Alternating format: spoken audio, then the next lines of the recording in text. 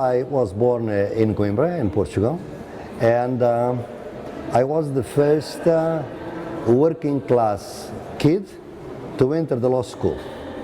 So the university in Portugal was very elitistic, and I was the first kid. It was a kind of a scandal, and a double scandal, because I was the first child of the working class, and secondly, I was the best student in class. So it was a double scandal. So it was through the law school that I came from the working class background to get a degree in order to promote my family and, in a sense, the people around me in my poor neighborhood in Coimbra. But in fact, I was very successful at the law school, and then I became also an active student, and I started, my initial background was a Catholic activism, that is to say, philanthropy, the types of philanthropy the Catholic Church, particularly the progressive Catholic Church, does. It was a difficult time in Portugal because we were in time of dictatorship, was the fascism. But that was my first encounter, because since we were in these organizations and I was at law school, I knew very well the needs of the working class, of the poor people in my community, and we would help them with small payments and so on. So it was the way in which I became very sensitive to the needs of the people, the lower classes and the poor, because I myself was coming from that background. And then later on, when I was doing my degree at Yale University in the United States, I got a grant to do my PhD in the slums of Brazil. And this is a very huge turning point, because I want to go to these slums because both my grandparents have been workers in Brazil. They have been migrating, my family had been migrating to Brazil, so they were migrants, and I want to know about Brazil. So it was, for me, a first encounter with misery, and not just poverty, but misery in the conditions which were also very harsh in political terms, because it was dictatorship, military dictatorship in Brazil. So I got to get the trust of the people that were doing clandestine work in the favela, and my methodology was a participative methodology, what we call participant observation. So I lived in the slum for a couple of months, for 4 months, and we were there, I was there always in contact with the people. And the contacts were just talking. And while talking, I became convinced that these people, even though they had a very difficult life, some of them worked every day for 12 hours, 13 hours, 14 hours. There was a wisdom, a knowledge about the world. Something that could not be credited, because these people were considered to be illegal, delinquents. Some people in the Rio de Janeiro, that was the city, would consider them as bandits. They were not. They were people full of ideas. Well, there were, of course, criminals there, but they were a tiny minority. So it was, that struggle was a very important, that the life of those people, to see how you struggle for dignity, how you are in a situation in which you were not credible enough to make your point, to say, well, we are in an illegal settlement, but we have an orderly life, we have associations, we have our own rule of law, we respect our neighbors, and nothing of that could become visible or credible. So this, in fact, was very influential in my theory and all my work, because I could know that besides the scientific knowledge which I was producing, there was also popular knowledge and peasants' knowledge and urban movements knowledge that was also precious, and I should pay attention to. And then I moved. Then later on there was a revolution in Portugal, and that was also very important, because I was finishing my degree in the United States, and there is a coup that became then a revolution called the Carnation Revolution that brought democracy to Portugal after 48 years of dictatorship.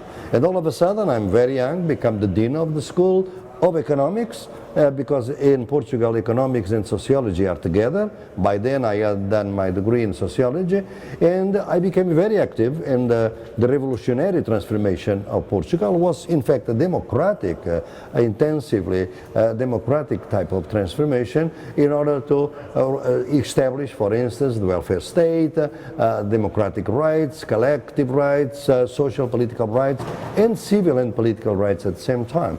So it was very, very very strong in my life in 1975 and the following years, all this activism. And side by side, I was doing my scientific work. So I managed for some reason, because of the training in a kind of a critical sociology, that I could manage to combine my political work with my scientific work.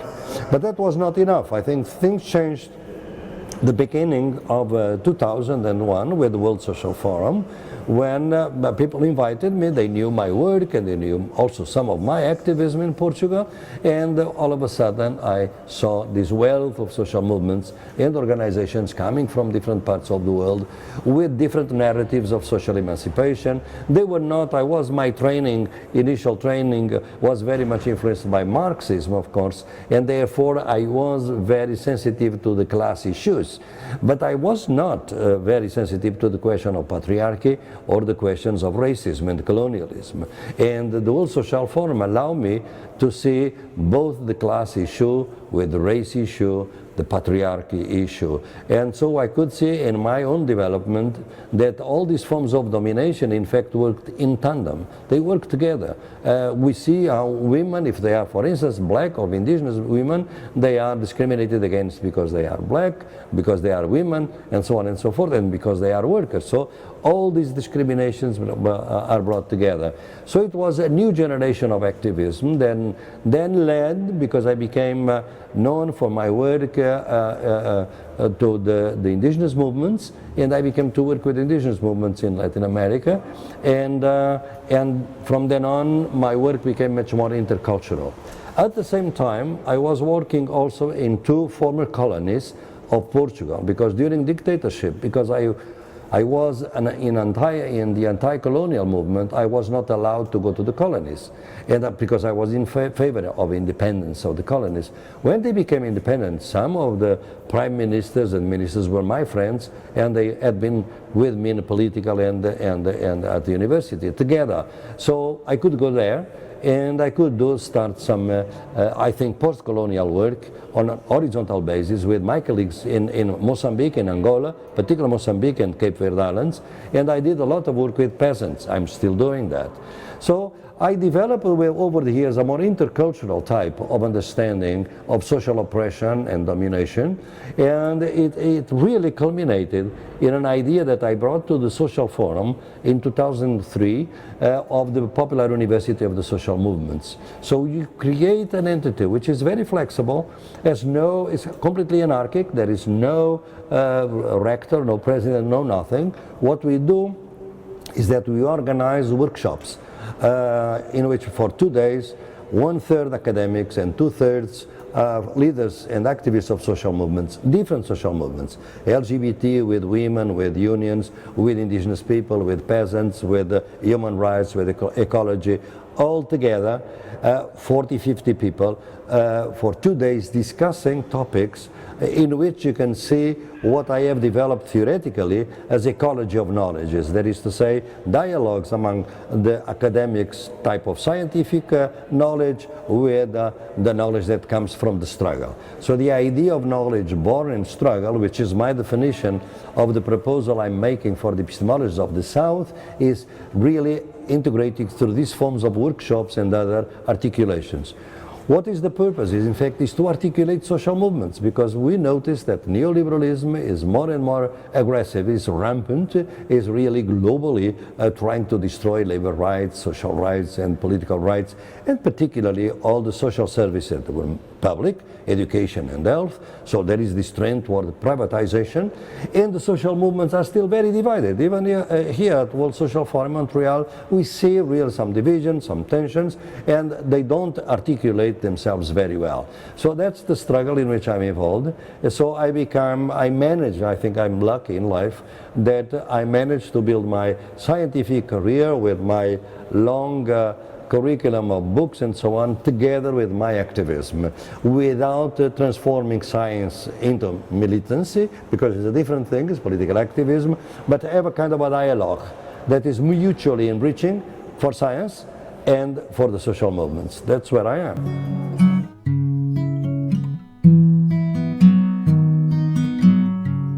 The idea is that the idea came about because in the World Social Forum we go from one session to the next, and there is never any intense discussion. You just saw here that we were for 2 hours starting a discussion, all of a sudden it's finished. So we can't go on. And then we are also together just in a formal setting, that is to say, in these buildings, and just for that. I think that many of the important conversations in articulating and creating trust have to be informal, while we are dining, while we are eating, while we are drinking, or dancing, or chanting, or singing, and so on. So we need more time, because we come from different trajectories. Women movements have their own logic and their own narratives. Indigenous people, for instance, have their own also, and sometimes they build prejudices against each other. Women against indigenous people against peasants, peasants against ecologists, ecologists against labor movement. So there are all kinds of misunderstandings, and we have to discuss them. And in order to discuss them, we have to have a sustained conversation. That's why we need 2 days, sometimes 3 days. I just came from Zimbabwe, in which, in fact, the meeting of the Popular University, we have already dozens of those almost everywhere, in all the continents, probably less in Asia, but we had one in Mumbai, which was very successful, and we have had already 4 or 5 in Africa, in Europe, and Latin America. So we have lots of these sessions, and usually, because we want to be relevant, at the end of these workshops, there is some political decision, a public statement, within the realm of a struggle. And in Zimbabwe there was, for instance, the questions of land, which are very important. Sometimes it's also sexual discrimination, but not discussed just by women, but also by the labor movement, by the ecologists, because we think that all the struggles have to tell something to the other. So the questions of land is not just one question of peasants, it's also a question for women, it's a question for ecologists. So we need to bring this together. And in order to do that, we need time. So we are for 2 days, sometimes 3 days. At the end of the day, we have all meals, is internships. So we, in a non-university type of setting, very informal, very horizontal, and then we have our meals together, and then usually always entertainment, intercultural entertainment, dancing and drinking, except if you are in an Islamic country, because in Tunis, for instance, we had also one workshop of the Popular University, and we managed to have entertainment with tea, which many people really thought that we need some alcohol for entertainment. But it's intercultural translation. We have to be intercultural and allow these differences, which we respect, of course. So for 2 days, it is possible to go beyond the prejudices and to try to understand each other and to try to develop trust. In these meetings in the World Social Forum, everyone goes back home very often with the same ideas he came with or she came with, because there is not much time to entertain a deep conversation, develop a kind of a consensus about something. So that's why we developed this, and I'm proposing that this should be expanded, and even could be for the global university. We are trying to develop the idea that this entity, which is very flexible, which is the Popular University of Social Movements, develop some kind of agreements with the conventional universities, with global universities, in such a way that, for instance, if the Global University for Sustainability decides they would like to promote or to finance a workshop of the Popular University of Social Movements. And here, everyone can do that. So we are trying to bring together different styles of university teaching. For instance, in Latin America, we have already lots of agreements with conventional universities, and the Popular University of Social Movements is part of the extension programs. And they finance the meetings, but they don't choose who is coming. So are the people, the movements, that have to decide which are the academics they want and the movements they'll be coming. So they don't interfere, but they pay. And usually it depends. If you want to organize an international workshop of the Popular University, it will be expensive. We organized one, for instance, in Buenos Aires recently, and there were people from different countries, but there was a foundation, a German foundation in the case, the Rosa Luxemburg Foundation, that funded this meeting, and therefore we could come bring people from Europe and so from Latin America. Sometimes it's just from the same city. So because we have for $2,000, we can probably organize a workshop. And it will be simple, just the meals and the housing. Usually we take public, sometimes are monasteries because they are sometimes abandoned and they have lots of free space, or labor union groups or other small hotels, and we stay there together and we learn to each other. Then we have a website of the Popular University, and there we have the registration of all the movements. And if you look at that, it's remarkable, the movements that have been together, and some of them are in contact, and they work together. For instance, one that we did in Mozambique was really changing the life of the movements, because we managed through that workshop to bring together the women's movement and the peasants' movement in the same struggle for land. So that's the idea, and if the Global University wants to organize workshops of the Popular Universe of Social Movements, should go ahead. And I would even be able to participate if invited. No, my life is, for the past 30 years, is divided between the two countries. I'm in Portugal between January and July, and between August and December I'm in the United States, in Madison, Wisconsin, because I taught there, and then I do research there. Sometimes I teach some seminars. I travel a lot. I travel, throughout the world, in both periods. But I usually have, now I'm in the period of the U.S., so from here I go back to my office in the U.S.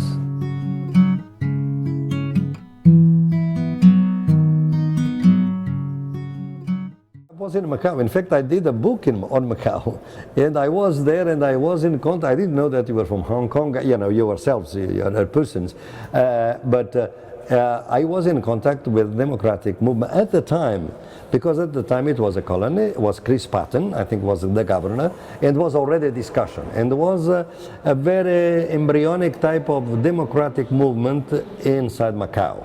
But the idea was that the Portuguese has decided that the end would come, because the Portuguese Revolution was in fact the democratic revolution by the military. It started by young captains of the army that were fighting the colonial war. And they didn't believe in the colonial war. They knew that they could not defeat the liberation movements in Africa, particularly in Guinea-Bissau, where great leader Amílcar Cabral was a great leader until 1973, when he was assassinated. And so they knew that they could not win the war. But the fascist government in Portugal wanted to go on with that war. So they decided that the only way to end the war is to end fascism. So they staged a coup, and after the coup, the people felt liberated and took over, and became a revolution.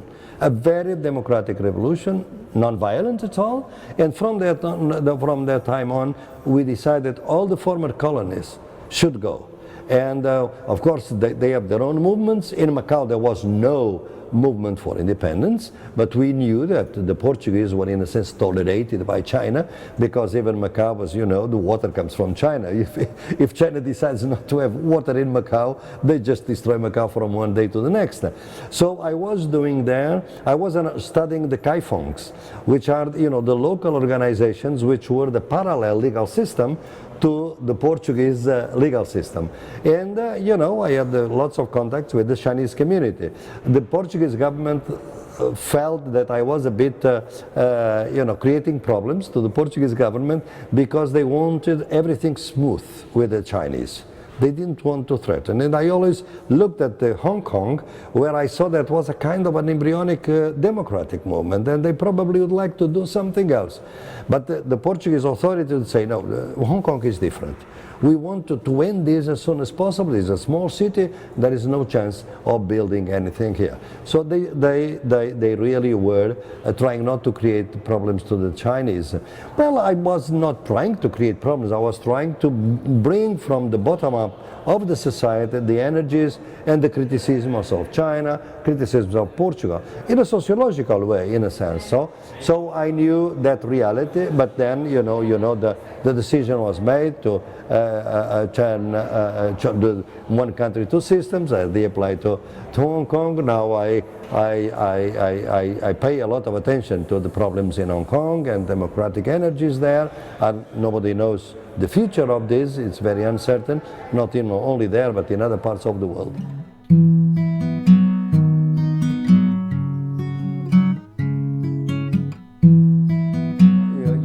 what happened basically was that the military took over. They took the ministries and the official buildings and the radio and the television, and announced to the people that from then on the military were in power, and there would be elections soon. So the military were there not to prevent democracy, but to create democracy, to facilitate democracy. It was a social explosion, because we were under dictatorship for 48 years. So the people were fed up of the dictator. They want really democracy. So all of a sudden the streets of Portugal were filled with people celebrating, singing and so on, and then start a kind of a revolutionary crisis. Very interesting, because lots of initiatives, cooperatives, agrarian reform, popular clinics. So it was such a wealth of initiatives that came from the civil society. But of course we knew that it was a dangerous situation, because we were still in the Cold War, and Portugal was on the western side. Some of our proposals were, socialist, and some of them communists. So all of a sudden, the United States is paying attention to what is going on in Portugal, because they don't want to destabilize the southern part of Europe. You have to remember that 1 year before, they had assassinated Allende from Chile, and with the US intervention. And Kissinger, in fact, wanted to intervene in Portugal to prevent any kind of communist adventures, as they said. There was no danger of that. In fact, we wanted more democracy, not less democracy. But that was the danger. So for a period until November 75, we had really kind of a revolution in Portugal. In 1975, in fact, the other military within the military said, well, we don't go ahead with the more radical forms of revolutionary ideas, going into possible communism. For us was always democratic socialism. We want to restore democracy. Our objective is democracy and not socialism at this stage. Socialism will come later. So from then on, we were building a constitution and a democracy, and Portugal in fact became another capitalist country. Of course, even though our constitution still says that Portugal is aiming to socialism, of course it's not. We are a capitalist society, we are within the European Union, but a vibrant democracy. We are at this point the only country with a left government in power. A moderate left government is a socialist government that is trying to fight against structural adjustment and the austerity measures of the IMF and the European Union. Is still some kind of an heritage from the revolution, that we managed to have this kind of a progressive government now. Is the only one. After the failure of Syriza in Greece, because they are in power but they are completely in shambles in terms of politics, we are still trying to build an alternative which is more moderate. In fact, it's the European social model that many people say that is dead. But we think that we could still rescue some of it. That's the tradition of Portugal in the last 40 years.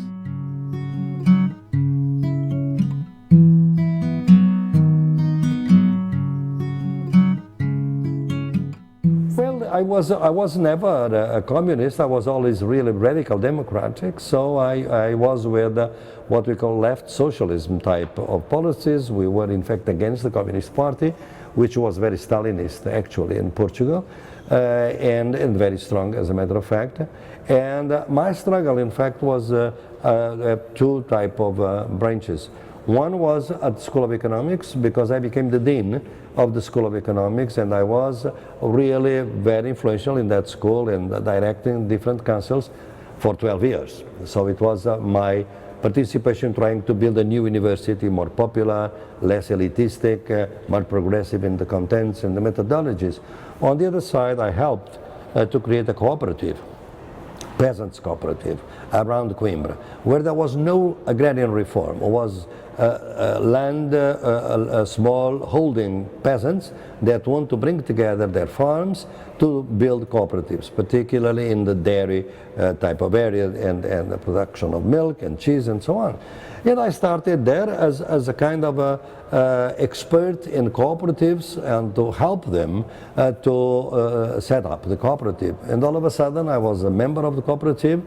For many years I would go there. I even have training. I I was trained to milk the cows, for instance, with machines and so on. We have courses, specialized courses, and I became a member of the cooperative. I'm still a member of that cooperative. So I run all these complicated lives, but I enjoy myself.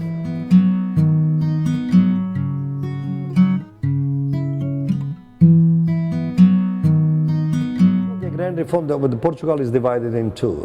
In the north, where I live, there was small holding agriculture, so there were never great tracts of land, what we call latifundios, so the large holdings, land holdings. They were in the south. And in the south, there was an agrarian reform. In fact, the peasants there, well, the rural workers, in fact, took over the farms. And there the Communist Party has a very strong role in directing that. They even committed some of the excesses, not just to create cooperatives, but kolkhoz and sovkhozes. That is to say, the Soviet model of collective agriculture, which is foreign to our tradition in Portugal, and therefore was never very efficient, and they were never very efficient. But they didn't last long, because when at the end of the revolutionary crisis, one of the first things that the government does is that we should negotiate land issues and not to do this takeover of land done because this is illegal, we are a democratic society, we have to respect law and so on. So in fact they ended the grand reform, and Portugal today are also large land holdings in the south, which many of them are for tourist attractions or for golf and things like that. But in fact, the agrarian reform in Portugal was a failure in that sense.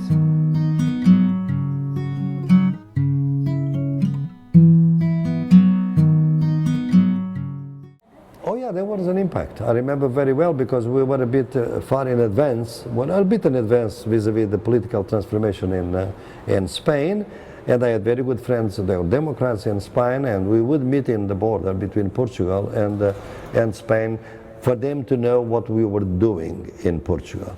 And it was different, a different process, because since we had the colonies and we have the military in the colonial war, we had to have a break. So it was a revolutionary break with fascism and a rupture and a new beginning, right? While in Spain it was a more pacted transformation. There was no revolution, there was no breaking with the old system. It was a pacted transformation, a pacted democratic transition. So it was a different process. But we were together with them. I'm still very involved in the politics in Spain, particularly in Podemos, which is a very interesting new party. On the left, where I have always been, and I've been advising them and working with them. But again, we have not solved the problems of land in Spain, because in the southern part we have also the huge land holdings of very old families from the Middle Ages that are still there, and they are very poor regions with landless peasants. Some of their children, one of them is my PhD student in Coimbra now, and we are very much more knowledge about the agrarian issues in Spain than before through this student. So the realities are different, but we have very good relationship, political relationship between Portugal and Spain. Up until now they were both conservative governments. Now they still have a conservative government, and we have a more progressive government.